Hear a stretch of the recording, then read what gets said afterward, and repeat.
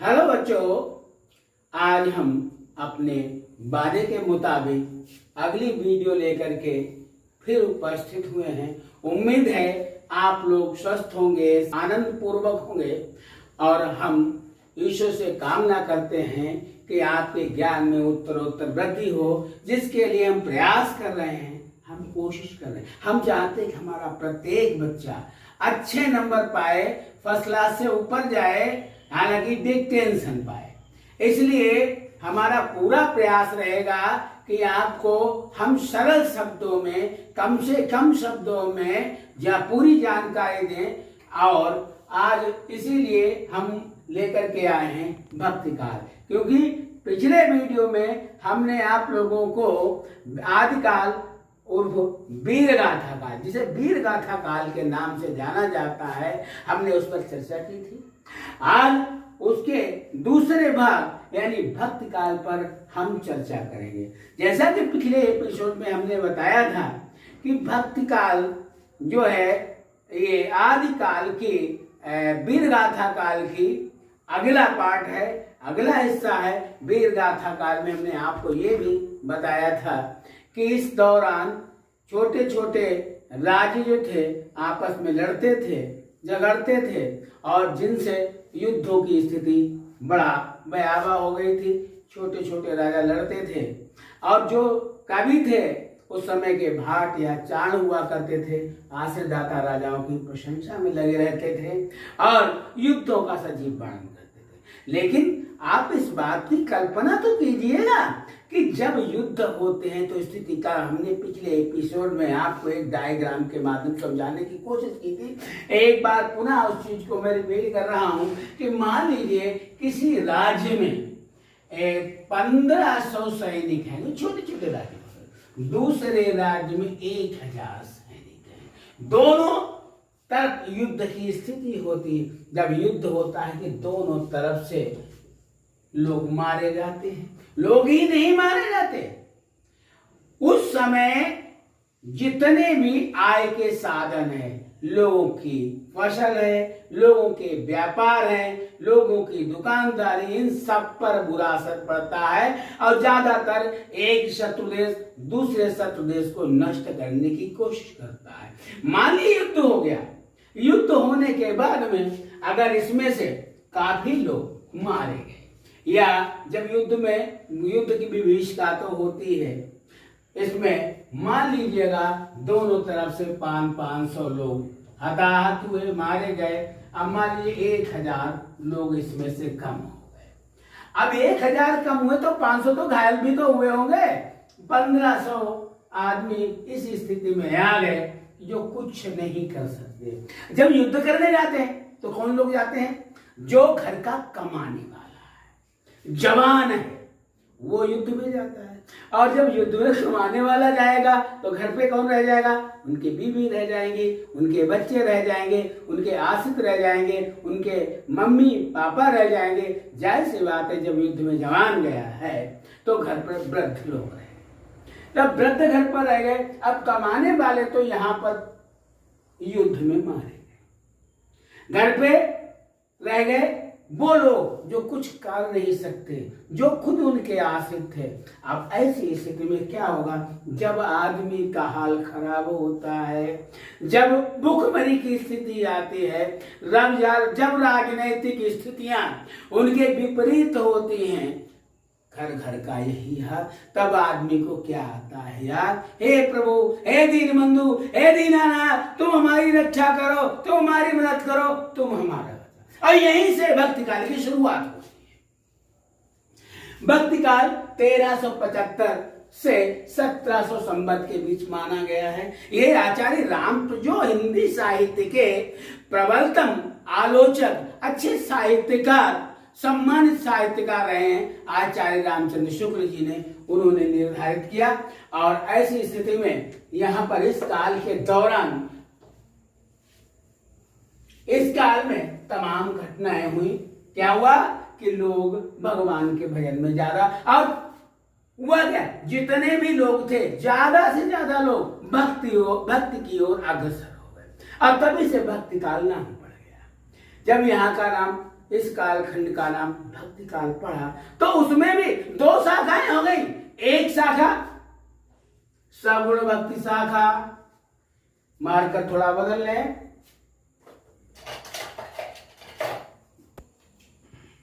सगुण भक्ति शाखा, भक्ति काल की दो शाखाएं। हम इस चार्ट के माध्यम से समझने की कोशिश करते हैं। पहला है सगुण भक्ति शाखा,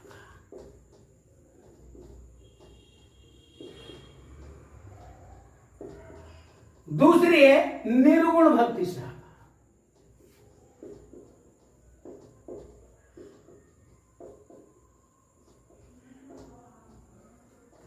दो शाखाएं बन गई। सगुण भक्ति शाखा के लोग विशेष करके मूर्ति पूजा करते थे, इस शाखा ईश्वर की उपासना करते थे, मानते थे हमारा ईश्वर जन्म लेता है, हमारा ईश्वर मानव रूप में आता है, हमारे ईश्वर के माँ है, बाप है, भाई है, बहन है, रिश्तेदार है, परिजन है, सब कुछ है, उनका रूप है, रंग है, आकार है।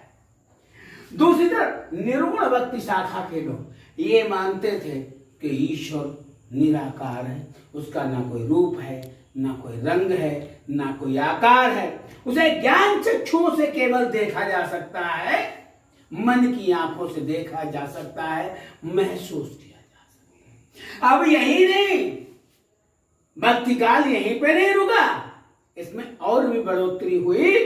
भक्ति काल सगुण भक्ति शाखा के भी दो पार्ट हो गए। पहला पार्ट राम भक्ति शाखा,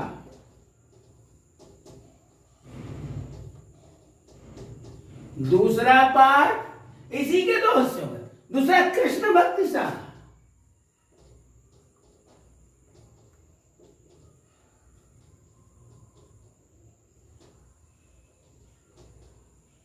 इसी तरीके से निर्गुण भक्ति शाखा के भी दो पार्ट हुए। पहला ज्ञान मार्ग की शाखा,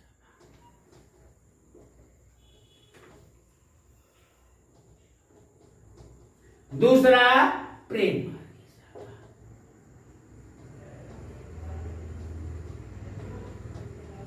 दो पार्ट हुए।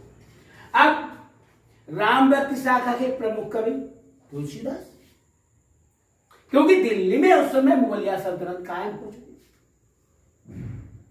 सबसे सशक्त सम्राट इसमें दिल्ली का, और ठीक उसी समय का ये कालखंड है।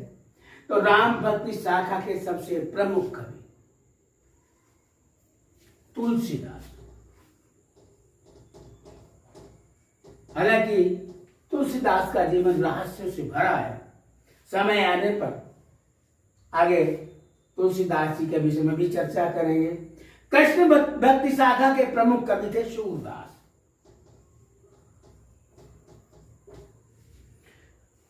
उसी तरीके से हम ज्ञान मार्ग की शाखा के प्रमुख कवि आपके महात्मा कबीरदास, हम थोड़ा इधर से बिगाड़ते हैं ताकि आप लोगों को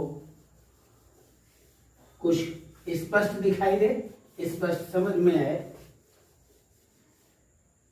इधर है सगुण भक्ति,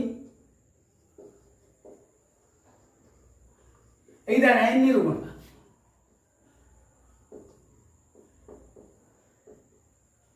सगुण भक्ति शाखा के हमने बताया दो भाग हुए हैं, एक राम भक्ति शाखा,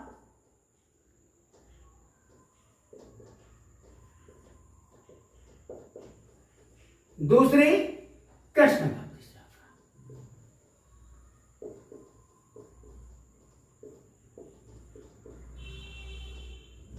इधर निर्गुण भक्ति शाखा के भी दो पार्ट हुए, एक है ज्ञान मार्गी शाखा,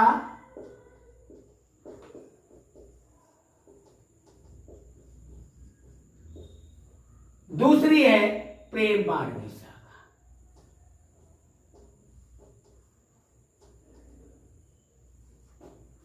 राम भक्ति शाखा में आप राम को जानते हो, जो लोग राम की आराधना करते थे, जिनके आराध्य राम थे, जिनके नायक राम थे, वो राम भक्ति शाखा की कवि कहे। इनके प्रमुख कवि थे तुलसीदास, गोस्वामी तुलसीदास।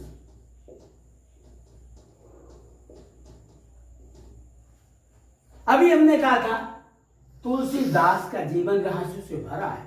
समय आने पर हम इनके विषय में चर्चा करेंगे। कृष्ण भक्ति शाखा के प्रमुख कवि थे सूरदास।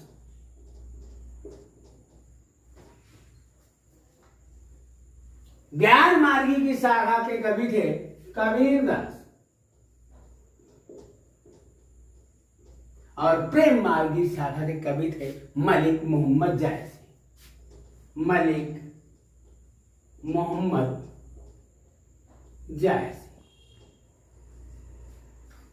तुलसीदास राम भक्ति शाखा के प्रमुख कवि। सूरदास कृष्ण भक्ति शाखा के प्रमुख कवि। कबीरदास ज्ञान मार्गी शाखा के प्रमुख कवि। और मलिक मोहम्मद जायसी प्रेम मार्गी शाखा के प्रमुख। इनकी कृतियां में गोस्वामी तुलसीदास ने क्या लिखा है? रामचरितमानस।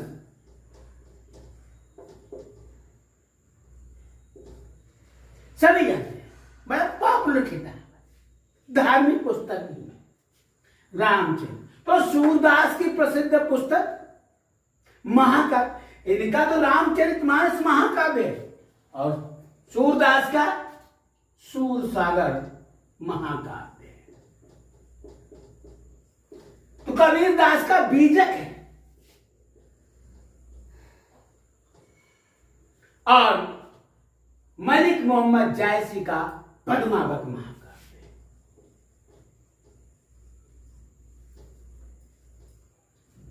रामचरितमानस में आपको मालूम है श्री राम के जीवन की संपूर्ण घटनाओं का वर्णन है। यही किताबें नहीं लिखी, इनमें कई किताबें, कवितावली, दोहावली, विनय पत्रिका, बरबय रामायण, रामलला नेचू, बैराग्य संदीप ने, हनुमान बाहुक वगैरह किताबें लिखी। उसी तरीके से सूरदास ने सूरसागर ही नहीं लिखा, इन्होंने लिखा है साहित्य लहरी, सूरसारावली, श्री कृष्ण की बाल छवि। साहित्य लहरी, सूरसागर, सूर्य की सारावली, श्री कृष्ण जी की बाल छवि पर लेखनी अनुपम चले, ये सूरदास जी की बात है। और कबीरदास का भी, हालांकि कबीरदास पढ़े लिखे नहीं थे, इन्होंने खुद कहा है मसी कागज छुयो नहीं, कलम गही ना हाथ, मसी माने स्याही, कागज माने कागज, छुयो नहीं, हाथ से छुआ नहीं, कलम हाथ में नहीं पकड़े। लेकिन ये संतों के पास बैठते थे, इनके मुंह से जो काव्यपूत पढ़ता था उन्हें इनके शिष्य लिख लेते थे। तो इन तरीके की चीजें मिलती इनमें, साखी, संवद, रमैनी। तो कुल मिलाकर के तीनों को जोड़ करके एक ग्रंथ बना दिया गया जिसका नाम है बीजक। मलिक मोहम्मद जायसी ये निर्गुण भक्ति के प्रेम मार्गी शाखा के कवि। इनकी प्रमुख पुस्तक पद्मावत, जिसमें रानी पद्मावती की कहानी, अलाउद्दीन खिलजी का जिक्र है, रहस्यवाद भी है, काव्य माया अलाउद्दीन सुल्तान इस वक्त का है। अब आते हैं फिर से गोस्वामी तुलसीदास जाते, इनके आराध्य राम, इनके राम सगुण ब्रह्म है। राम है, राम के पिताजी दशरथ हैं, दशरथ के पिताजी भी मौजूद हैं, अजय हैं, इनके पुत्र भी हैं, इनके भाई भी हैं, भरत है, शत्रुघ्न है, लक्ष्मण है, पत्नियां हैं। तो ये सगुण ब्रह्म है। लेकिन सूरदास के भी सगुण ब्रह्म है, लेकिन इनके सगुण ब्रह्म श्री कृष्ण है, ये श्री कृष्ण के उपासक है। और इन्होंने भी अन्य पुस्तकें लिखी, इनके आराध्य कौन हुए? श्री कृष्ण। सूरदास के ने जो बाल छवि का इतना अद्भुत वर्णन किया है, सुसागर में इनकी वजह से एक वात्सल्य रस भी बढ़ गया, जो कि पहले साहित्य में नहीं था, अब साहित्य में है वात्सल्य रस। जो मां अपने बच्चे को दुलार करती है, प्यार करती है, उसको वात्सल्य रस का नाम दिया गया। अब बड़ा ही अद्भुत वर्णन किया है इनका। बाल वर्णन अद्वितीय है, वात्सल्य वर्णन अद्वितीय है। हालांकि कहा भी गया है, सूर शशि तुलसी रवि उदगन के सबदास, अब के कभी खद्योत समझ जहां कहां कर प्रकाश। कहीं कह लेते हैं सूर शशि तुलसी रवि उदगन के सबदास। कुल मिलाकर के इनकी श्रेष्ठ कवियों में गिनती आती है। इनका दास भाव है, इन्होंने ईश्वर की भक्ति में ही सब कुछ लिखा। अब आ जाइए कबीरदास। कबीरदास ज्ञान मार्गी शाखा के कवि थे। इनका दास भाव है, ईश्वर की आराधना करते हैं, लेकिन कबीरदास ज्ञान मार्गी की शाखा के कवि। इन्होंने पाखंड का, ढोंग का, जो कुरीतियां थी, उनका घोर विरोध किया, खुल करके विरोध किया कबीरदास ने। और इन्होंने ज्ञान को सबसे ज्यादा माना। ये प्रेम मार्गी शाखा के कवि मलिक मोहम्मद जायसी, जिन्होंने पद्मावत लिखा, और भी किताब लिखी, अखरावत लिखा है, आखिरी कलाम लिखा है, पद्मावत, अखरावत, आखिरी कलाम वगैरह लिखने वाले ये मलिक मोहम्मद जायसी प्रेम मार्गी शाखा के प्रमुख। ये भक्ति काल की स्थिति थी, इसमें इनके साथ इनके अनुयायी भी थे। जैसे गोस्वामी तुलसीदास, जो राम भक्ति शाखा के कवि थे, राम की भक्ति करते थे, वो तुलसीदास के साथ वाले थे। इनके सूरदास के जो अष्टछाप के कवि थे, वो सब इनके सूरदास के साथ ही रहे। ये सब कृष्ण भक्ति शाखा के कवि थे। जो कबीरदास इनके अनुयायी ज्ञान मार्गी शाखा के कवि थे, और मलिक मोहम्मद जायसी प्रेम मार्गी शाखा। इस कालखंड में आदमी ने, कबीर ने जो अलख जगाई है हिंदी साहित्य में भक्ति भाव की, भक्ति की, इसलिए से पूरे कालखंड का नाम ही भक्ति काल पड़ा। मेरे ख्याल से भक्ति काल के विषय में आपको समझ में आ गया होगा। लेकिन साथ ही हम ये भी गुजारिश करेंगे आप सभी लोगों से कि आप लोग कुछ इनकी पुस्तकें जरूर नोट कर लें, जो आपकी परीक्षा में वस्तुनिष्ठ प्रश्नों में काम आती हैं। जैसे हम पहले तुलसीदास की पुस्तकों के बारे में बात करते हैं, तो रामचरितमानस आपको पता ही है, रामचरितमानस, कवितावली, दोहावली,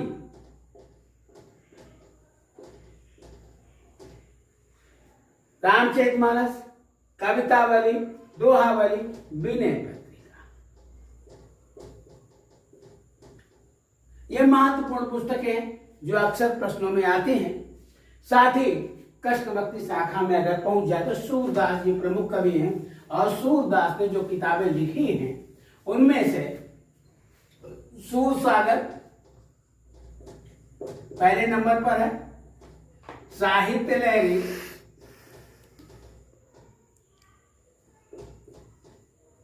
सुरसारावली और श्री कृष्ण की बाल।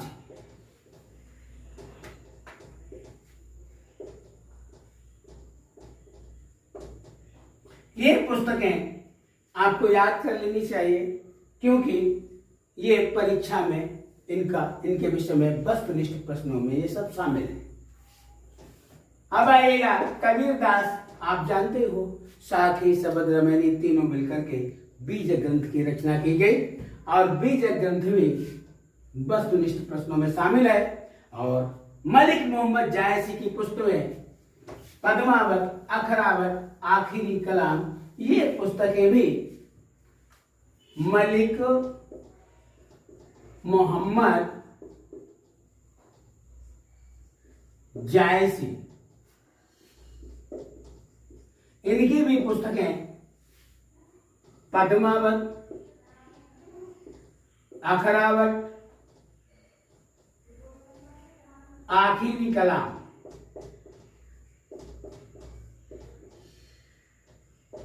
इसमें पद्मावत पहले नंबर पर है।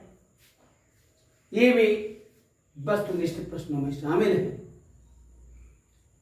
इसलिए इनको भी आपको याद कर लेना चाहिए। इनका ध्यान रखिएगा। यदि आपने इसमें ध्यान दिया, उम्मीद है समझ में भी आया होगा। अगर इस पर आप गौर करेंगे, ध्यान करेंगे, इस वीडियो को सुनेंगे, समझेंगे और एक दो बार भी अगर देख लेते हैं, एक बार भी अगर कायदे से सुन लेते हैं, देख लेते हैं, तो हमारा भरोसा है, हमारा विश्वास है कि आपको इस जो भी भक्ति का से संबंधित प्रश्न होंगे, इनके कवियों से प्रश्न होंगे, पुस्तकों से संबंधित प्रश्न होंगे, उनमें बिल्कुल 100 में 100 नंबर मिल सकते हैं। मतलब जितने ही 100% नंबर, 100% नंबर आप प्राप्त कर सकते हैं। साथ ही आपका ज्ञान और बढ़ेगा। इसी के साथ हम आपसे उम्मीद करेंगे कि आप इस चैनल को रोज नए वीडियो, नया ज्ञान अर्जन के लिए, ताकि आपके ज्ञान में वृद्धि हो, आपको अच्छे नंबर मिले, और हम ये उम्मीद करेंगे कि आप इस चैनल को लाइक करें, कमेंट करें, सब्सक्राइब करें। तब तक के लिए, अब कल नए वीडियो के साथ पुनः उपस्थित होंगे। तब तक के लिए मुझे अनुमति प्रदान कीजिएगा। मैं आपका अरविंद मिश्रा